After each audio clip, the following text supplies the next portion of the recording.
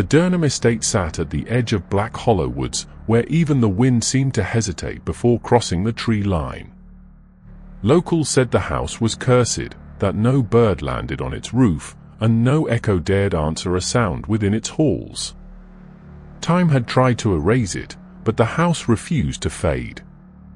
Its windows glared like open wounds, its walls swollen with secrets it could no longer contain.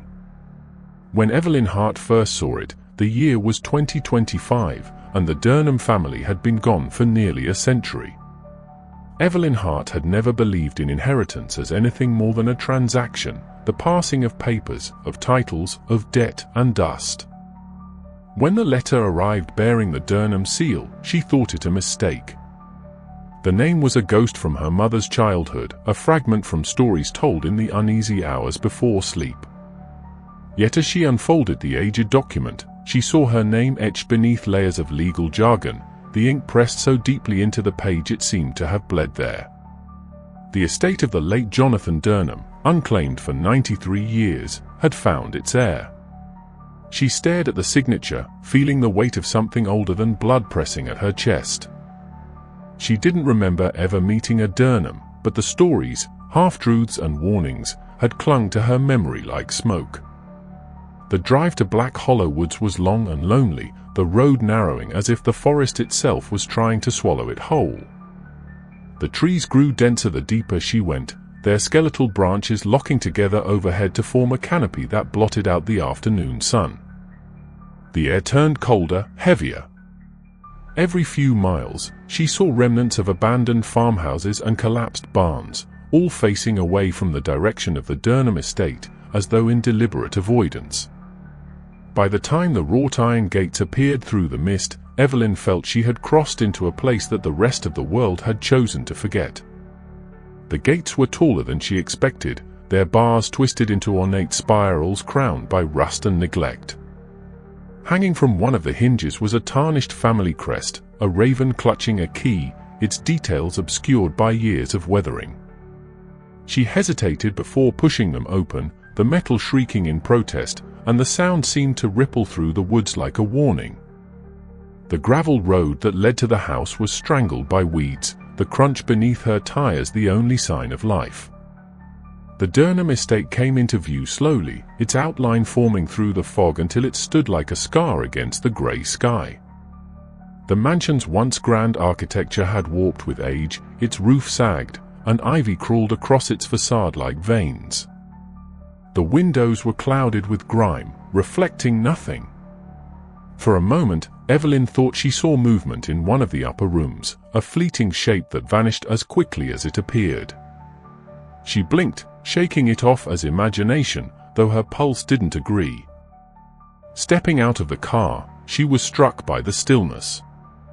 Not even the wind dared stir the air. The silence pressed against her ears, and she realized she could hear her own heartbeat, steady and too loud. She approached the front doors, their surface marred by deep scratches, not from tools, but from something more desperate. The brass handle was cold to the touch, and when she pushed, the doors gave way with a groan that echoed through the halls beyond. The smell that met her was one of decay and damp earth, mingled with something metallic, faintly sweet, like dried blood. Inside, the grandeur of the estate was buried beneath rot. The marble floors were veined with cracks, the wallpaper peeling in long, curling strips. Portraits of the Durnham family lined the corridor, their painted eyes following her, faces half obscured by dust and mold. The air felt alive in a way she couldn't explain, as if the walls themselves were breathing. She could almost hear a low murmur beneath the creaks of the house, too soft to distinguish as words. When she reached the grand staircase, she saw the banister carved from dark wood, smooth and gleaming despite the ruin elsewhere. As she brushed her fingers along it, she swore she felt warmth, faint, but undeniable, pulsing beneath the surface like a heartbeat. The upper floors were worse. Sheets hung over furniture like shrouds, and cobwebs wove bridges between chandeliers. Every step she took stirred centuries of dust into the air, glittering briefly in the weak light before settling again. She found a door ajar near the end of the hall and pushed it open, revealing what must have once been a study. A massive fireplace dominated the room, its mantel carved with the same raven emblem from the gate. On the desk lay an open ledger, its pages curled and brittle, the last entry dated 1932. The handwriting was frantic, the ink smeared. She could make out only fragments, asterisk it's awake, the walls remember, seal it before, asterisk the rest was lost to time. Evelyn stepped back, her breath catching in her throat. Night came quickly in the woods, swallowing what little light remained. She lit a lantern from her bag, its glow casting long, trembling shadows. In the silence, she thought she heard something faint, a whisper, perhaps, or the settling of wood, but it came again, closer this time, soft and rhythmic, like a voice trying to find form. She turned toward the sound, holding the lantern high, and the flicker of light caught on a word carved faintly into the wall beside her, asterisk listen. Asterisk. She froze, her skin prickling. The word seemed old, carved deep into the plaster, as though someone had left it there as a plea or a warning. For a long moment, Evelyn simply stood there, surrounded by the slow, deliberate creaks of the house. Then, from somewhere deep within the walls, she heard what she could only describe as breathing, steady, deliberate, impossibly human. It lasted only a moment before fading into the dark, leaving her alone with the echo of her own trembling breath, and the feeling that something in the house had just woken up to greet her. The second night in the Durnham Estate began with a storm. Rain drummed against the broken window panes, seeping through the cracks and dripping onto the warped floors below.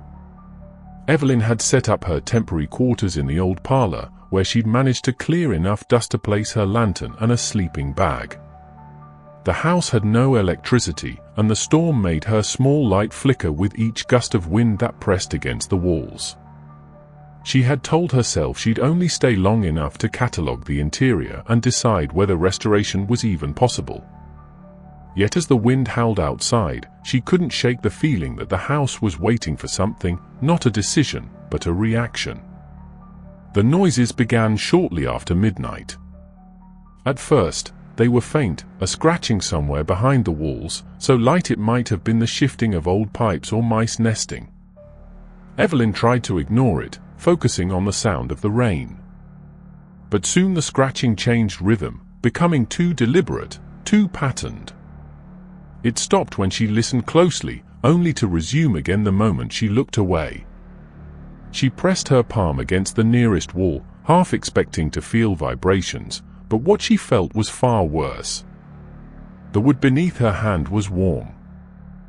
The next morning brought no relief. The air in the house seemed heavier, thick with the damp scent of mildew and something acrid beneath it, like burnt paper. She spent hours exploring the east wing, trying to distract herself, but everywhere she went, the walls seemed to follow. The same low hum, faint scratching, a whisper of something moving where nothing should. In one of the upstairs rooms, she found the wallpaper peeling back in long, curling strips. The plaster beneath was cracked and uneven, bulging outward as if something inside was pressing to get free. She traced the uneven surface, and tiny flakes of paint came loose beneath her touch, exposing what looked like faint etchings beneath the surface, marks carved into the wood itself. They weren't words, not exactly. More like shapes, spirals and lines repeating in a pattern that seemed almost organic, like veins or roots. Evelyn stepped back, unease prickling at the base of her neck. When she turned, her lantern caught on a mirror leaning crooked against the opposite wall. For a fleeting second, she thought she saw someone standing behind her, a dark outline, unmoving, but when she spun around, the hallway was empty. The silence that followed was suffocating, and yet, from within that silence, she heard it again, a whisper. It wasn't distinct, not at first, just a breathy murmur threaded through the creaks and sighs of the house. But slowly, the cadence shifted, forming something close to words. She could almost make out her name. By the third day, the noises had become constant. The wall seemed alive, shifting subtly when she passed by. She started keeping her lantern with her at all times, its flame trembling even when the air was still. More than once, she caught herself speaking aloud, as though to reassure herself that she was real, that the house wasn't closing in around her. In the grand hallway, she noticed something she hadn't before, faint smudges along the baseboards, as if someone had been dragging their hands across them. The prints were small, too small to be adult. When she knelt to look closer, she saw that each mark ended with shallow gouges, like fingernails clawing at the wood. She decided to investigate the source of the sounds once and for all. Using a chisel she'd found in the old tool shed, she returned to the room with the cracked plaster and began to scrape away at the bulging wall. The sound of metal against the surface made her teeth ache, and for a moment she thought she heard something on the other side, a faint exhale, a breath answering her. The chisel slipped, and a thin line split through the wall. From the crack, a gust of cold, stale air rushed out, carrying a smell that made her gag, damp rot mixed with something sharp and sweet, like decayed flowers. Her lantern flickered violently, then steadied, illuminating what she had uncovered. Behind the plaster, a hollow space gaped open. Inside, the wooden beams were carved with more of those strange markings, hundreds of them, overlapping like desperate signatures. Something shifted in the dark cavity, a faint rustle followed by the sound of something falling, a small, delicate object that landed near her feet. Evelyn picked it up with trembling fingers. It was a porcelain button, yellowed with age and still attached to a torn scrap of fabric that might once have been part of a child's dress. The realization made her stomach twist. She dropped the fabric and stumbled back, her lantern beam sweeping across the newly exposed hollow. There were more scraps of fabric inside, more small, unidentifiable shapes pressed into the dust. That night, she couldn't sleep. The rain had stopped, but the house was louder than ever. The whispers had grown clearer, layered voices murmuring through the walls in tones that rose and fell like breathing. She covered her ears, but the sound wasn't only in her head, it came from all around, vibrating faintly through the floorboards, the ceiling, the very air. Then came the scratching again, closer this time, right behind the wall near where she lay. The rhythm was slow, deliberate, like the tap of fingernails. It moved upward, then paused directly above her head. She held her breath, waiting, listening. In the darkness, the voices hushed all at once, leaving only a single whisper, soft, distinct, unmistakable. It said her name. And before she could move, something inside the wall tapped back, answering her in perfect rhythm with her heartbeat. By the fourth day, Evelyn could no longer pretend the house was merely old. There was intention in the sounds now, a rhythm to the knocks, a logic behind the whispers that had grown bolder in the dark. She found herself avoiding certain rooms without knowing why, her instinct steering her away from spaces where the air felt too still or the walls seemed to listen.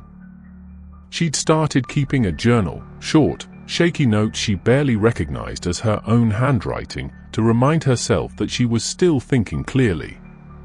The entries grew shorter with each night.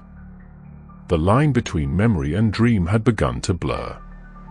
That morning, the sun broke through the clouds for the first time since her arrival. Shafts of light slipped through the dirty windows, and for a fleeting moment, the house almost looked alive again. Dust shimmered like ash falling in slow motion, and Evelyn allowed herself to believe she could restore it, peel away the decay and find the beauty hidden beneath. It was that small, fragile hope that made her decide to start cleaning the west wing, the part of the house that, until then, she had avoided without understanding why. The west wing had been sealed off decades ago. The door leading to it was nailed shut, the wood splintered around the rusted hinges. She pried it open with the claw end of a hammer, each nail groaning as it gave way. The smell that spilled out was old and dry, like a tomb that had been undisturbed too long. Her lantern's light reached only so far, and what it revealed were long corridors choked with cobwebs and peeling wallpaper.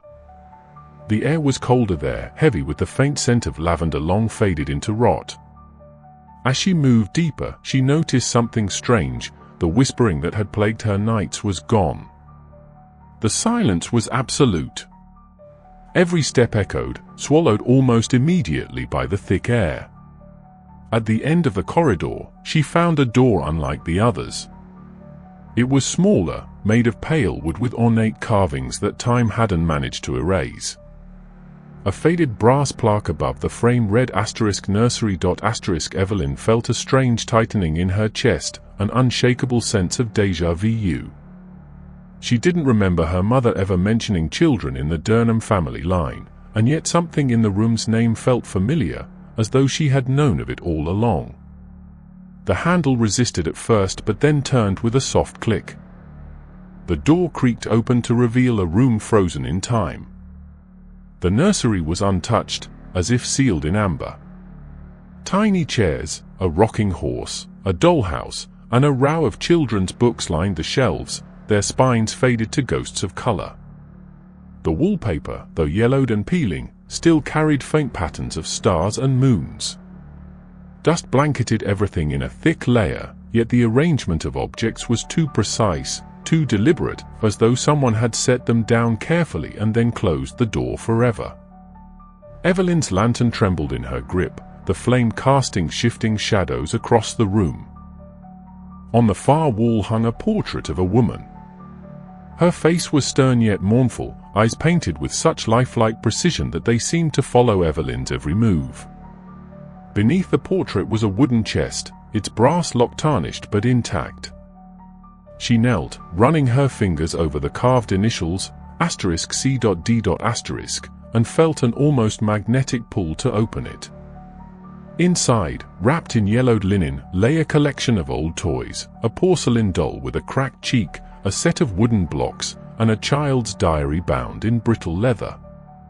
The pages were fragile, the ink faded but still legible. The entries began innocently, notes about lessons, favorite toys, and mentions of her mother's strict rules about the noises in the walls. The handwriting grew shakier as the pages went on, the tone turning fearful. Mama says the house is listening again. She says we mustn't speak its name. She says the hungry thing must sleep. Another page, dated weeks later, read, they're putting bricks where the voices come from. I hear them crying. I think Mama hears them too, but she pretends not to. The final entry was written in a frantic scrawl, they're sealing the nursery tonight. Mama says we mustn't open it again. But I don't want to stay inside the walls. Evelyn felt the blood drain from her face. Her hands trembled as she closed the book, every instinct in her body screaming that she should leave, that the air in this room was wrong. But her gaze was drawn to the far corner, where something in the wallpaper seemed to bulge outward, distorting the pattern. She approached slowly, pressing her hand against it. The plaster was softer there, brittle from moisture, and when she pushed, a section of it crumbled away. Behind it was not brick or wood but a hollow cavity no larger than a crawl space. Inside, something gleamed faintly, a small silver locket. She reached in to retrieve it, her fingers brushing against something cold and smooth that didn't feel like metal. When she drew it out into the light, she saw that the locket was still clasped around what looked like a child's wrist bone. The tiny hand had been mummified by time, the skin paper-thin and colorless. Evelyn dropped it instinctively, stumbling backward, her lantern swinging wildly and throwing mad shadows across the room. For a moment she thought she heard movement inside the walls again, a soft rustling, followed by the faint sound of a lullaby, hummed off-key. The melody was low and slow, coming from everywhere and nowhere all at once. The doll on the shelf fell forward with a dull thud, its porcelain face cracking open along the same line as the one in the diary's description. Evelyn's breath caught in her throat as the whisper returned, soft, childlike, pleading. The walls began to creak, the sound swelling into something that almost resembled crying, echoing through the room as though the nursery itself had begun to mourn.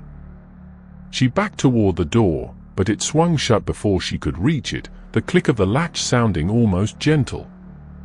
In the stillness that followed, she heard the voice again, whispering from within the hollow she had just uncovered, a voice small, fragile, and impossibly close, whispering, "Mama."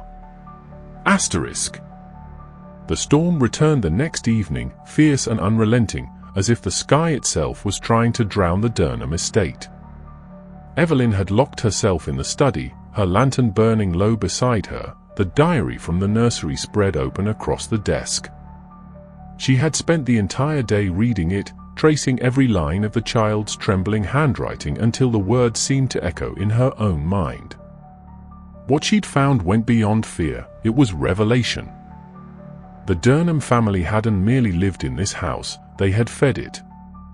The whispers in the walls, the sealed rooms, the strange warmth beneath the wood, none of it was coincidence. They had made a pact, one that had kept the house alive long after its family had vanished from the world outside. According to the later pages, the Durnhams had once been known throughout the county for their fortune and influence.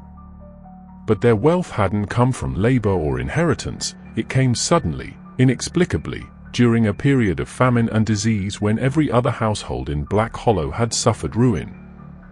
Rumors had spread that Jonathan Durnham, Evelyn's great-grandfather, had turned to forbidden rites, seeking help from something beyond human reach.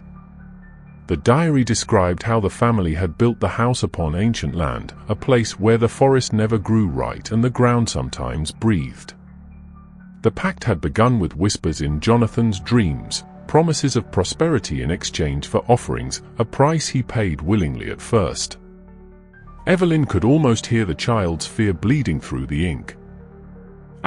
Mama says the walls keep it asleep. If we keep feeding it, it dreams, and it doesn't come out. The diary became fragmented after that, as if written in panic. The last time we forgot, the house screamed. It made Papa bleed from his ears. Mama said it woke hungry. Each line blurred into the next, until the handwriting dissolved into a frantic scrawl that filled the bottom of the final page, "We cannot leave. It won't let us." Evelyn pushed the book away, her heart pounding. It was madness, surely, a child's imagination warped by isolation and fear. And yet everything she had seen since arriving mirrored the diary's words. The walls did seem to breathe, to pulse faintly when she touched them. She had heard voices in her sleep, voices that sounded almost like prayers murmured through the cracks. And the sealed nursery, the bodies hidden behind the plaster, it was all too deliberate. She remembered the portrait of the woman on the nursery wall, the mother whose painted eyes seemed to plead even as they glared. Evelyn was beginning to understand now. The family hadn't been cursed by the house.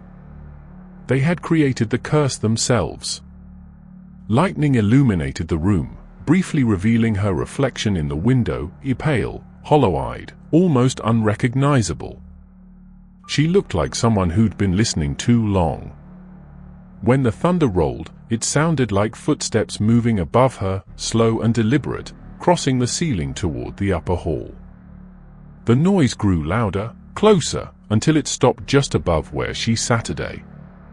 Dust rained down from the beams, and the faint sound of breathing followed. She grabbed her lantern and moved toward the stairs, her pulse hammering in her throat. The air grew colder as she climbed. The walls seemed narrower than before, the shadows deeper, more alive. The whispering had returned, dozens of voices now, overlapping, murmuring in rhythms that almost formed words but never quite did. When she reached the landing, she froze. A door at the end of the hall stood open that hadn't been opened before. It was the master bedroom, the place where Jonathan Durnham himself had supposedly died. The room smelled of candle wax and something faintly metallic. On the far wall hung a massive mirror, cracked down the center, reflecting the room in two jagged halves. She stepped inside, her lantern trembling in her hand. In the center of the floor, arranged in a perfect circle, were old bricks, the same kind she had seen in the nursery walls. Some had been removed, leaving a dark gap beneath. She crouched beside it and saw the remnants of wax seals, each one carved with symbols that matched the etchings she had found behind the plaster earlier. There was writing scrawled along the floorboards, barely visible under years of dust. * bind it here. Keep it fed. * Evelyn's breath caught as she leaned closer. Something moved in the dark space beneath the floor, a soft, deliberate shifting, like fabric dragging over wood. She stumbled back, her lantern beam flickering across the mirror. For a moment, she saw not her own reflection but a man's face staring back, gaunt, hollow-eyed, his lips moving soundlessly. The image flickered, and the crack in the mirror widened with a sharp snap, spiderwebbing outward as the temperature in the room dropped. The whispers became louder now, rising into something that almost sounded like a chant. The voices weren't coming from one direction but from everywhere, through the floorboards, the ceiling, the walls that surrounded her. Her lantern's flame began to dance wildly, casting distorted shadows that twisted along the walls like living shapes. She backed toward the door, but it slammed shut behind her with a force that shook the floor. The chanting rose to a fever pitch, words she couldn't understand echoing until they seemed to fill her head. In the reflection of the broken mirror, she saw movement again, not behind her, but within the wall itself. The wallpaper rippled like water, and for the briefest moment, she saw fingers pressing outward from beneath it, dragging faint trails as though something inside was trying to claw its way free. The chanting ceased all at once, leaving a silence so absolute that her own breathing sounded foreign. She didn't move. The house was listening.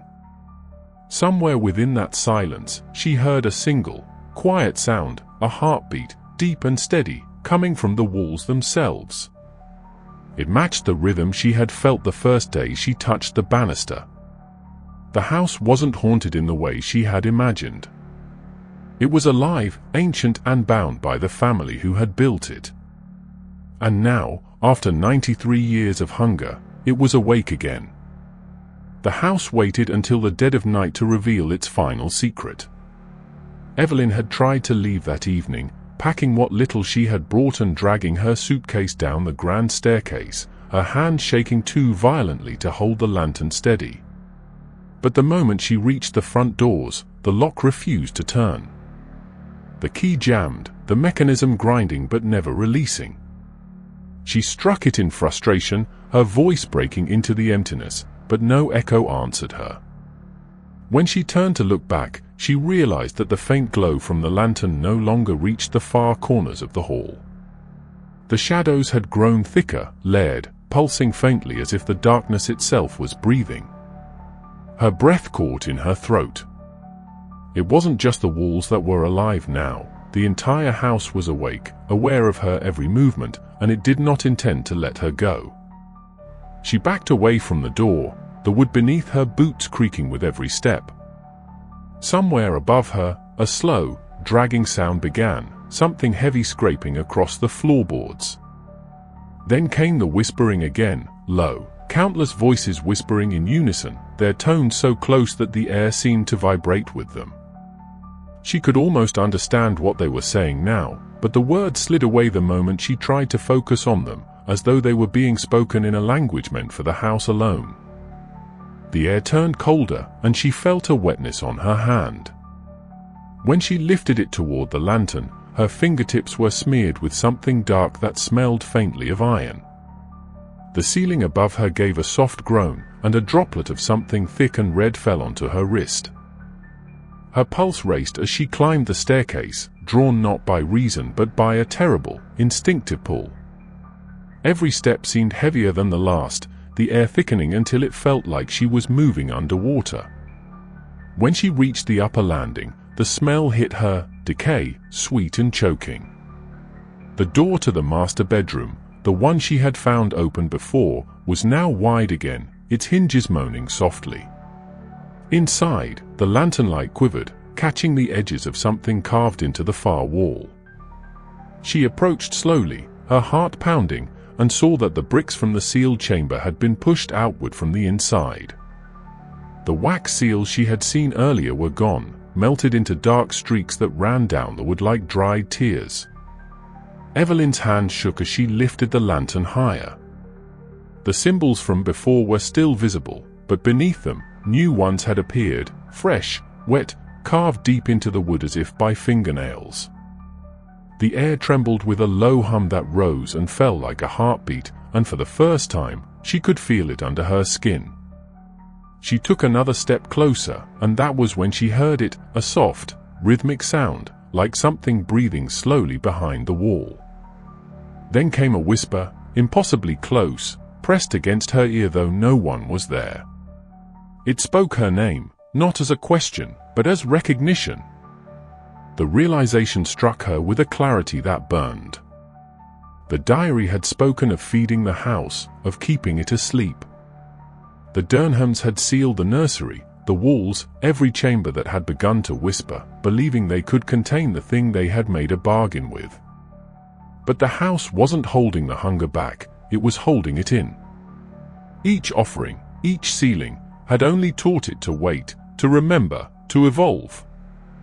It knew every sound, every name, every generation that had lived within its veins. And now, Evelyn, the last of the Durnham line, had returned to it. The floor trembled beneath her feet. The sound of the storm outside faded until there was nothing but the steady rhythm of the house's breath.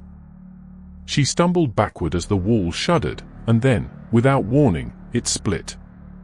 The crack tore down the center like a wound opening, and a gust of fetid air rushed out, carrying a chorus of faint cries that sounded almost human. The lantern's flame sputtered and died, plunging her into total darkness. The voices grew louder now, overlapping, crying, whispering, pleading, hundreds of them, maybe thousands, woven into one endless, agonized sound. She felt hands brush her arms, cold and thin as paper, fingers curling around her wrists with childlike desperation. She tried to pull away, but the walls pulsed, closing inward with a slow, deliberate movement that shook dust from the ceiling. The pressure built, the whispers rising into screams. She clawed at the air, her throat raw as she shouted for it to stop, but the sound of her voice was swallowed before it left her mouth.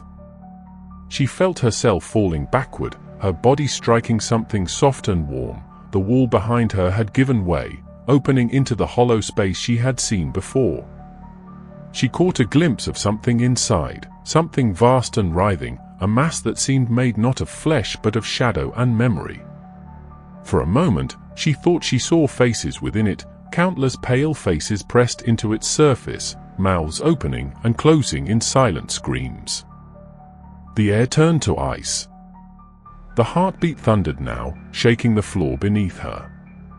She reached for the lantern, but her hand found only emptiness.